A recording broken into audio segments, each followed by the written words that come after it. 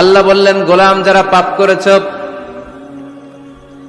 যারা অন্যায় করেছ, নিজের উপর নিজে জুলুম করেছ, লা তাকনাতু মির রাহমাতিল্লাহ, আল্লাহর রহমত থেকে নিরাশ হয়ে যেও না। লা তাইআসু মির রাউহিল্লাহ, আল্লাহর রহমত থেকে নিরাশ হবে না। ইন্নাহু লা ইয়াইআসু মির রাউহিল্লাহি ইল্লাল কওমুল কাফিরুন, কাফের মুশরিক ছাড়া কেউ আল্লাহর রহমত থেকে নিরাশ হয় না।